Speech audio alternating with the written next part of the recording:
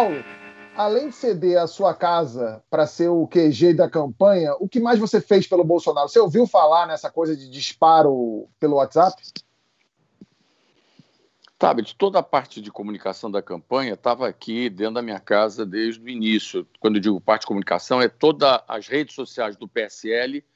Só para você ter uma ideia, tinha um grupo aqui que assumiu a gestão da comunicação do PSL e da parte de comunicação formal da campanha. Quando eu digo formal, era rádio e televisão, o tempo gratuito do rádio e da televisão.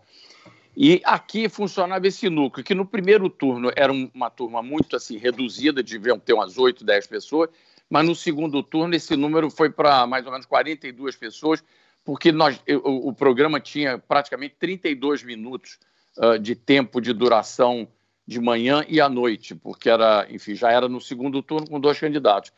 Durante o período em que essa tropa operou aqui na minha casa, a parte de comunicação, aqui não existiu. Inclusive, eu fui chamado na CPMI da fake news, eu fui chamadão, fui convocado para ir lá para dar um depoimento, me perguntaram sobre isso. E eu declarei a mesma coisa que vou dizer aqui, eu não tenho conhecimento, aqui não aconteceu essa operação de massificação de fake news. Isso aqui funcionava apenas a coisa da campanha oficial, que era a rede social do PSL e as redes e os programas de rádio e televisão. Paulo Marinho aqui é suplente do Flávio Bolsonaro no Senado, virou persona não grata da família depois de revelar que o Flávio Bolsonaro teria sabido antecipadamente sobre uma operação da Polícia Federal, etapa da Lava Jato, que levantou dados sobre a rachadinha no gabinete do Flávio na Alerj. Foi essa operação que apresentou ao mundo essa figura mítica tão ligada ao bolsonarismo, o Queiroz.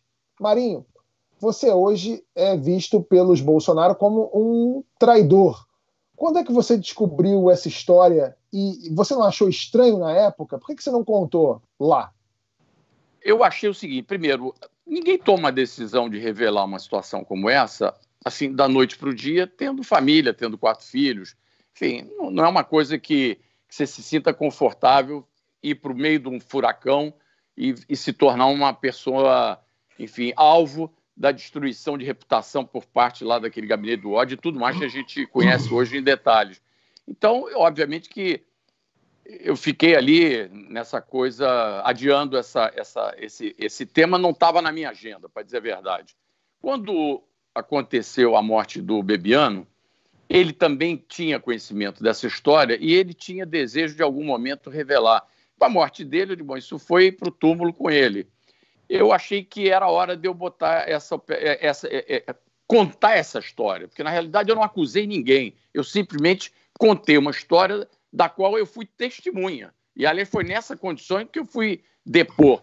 Quando houve a demissão do Moro, aí foi o momento em que eu tomei a decisão de revelar aqueles fatos, porque eu achei que esses fatos que eu contei, que eu trouxe a público, eles, de uma certa maneira, eles dão substância aos motivos da demissão do ex-ministro Moro.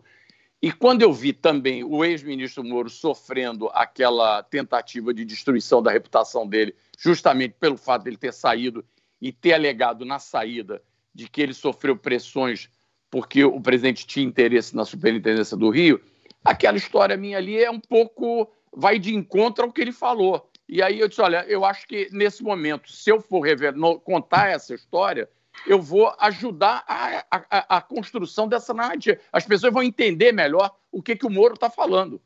E aí tomei essa decisão, que, desculpa aqui, registrar, não foi uma decisão fácil, mas também nessa altura do campeonato eu não estou muito preocupado com essa questão de segurança pessoal minha, não. Claro que eu preferia estar discutindo uma outra coisa, não estar sendo convidado aqui para o seu programa para falar disso. Mas eu achei que esse era o momento, e a justificativa é essa que eu acabei de te dar aí, entendeu?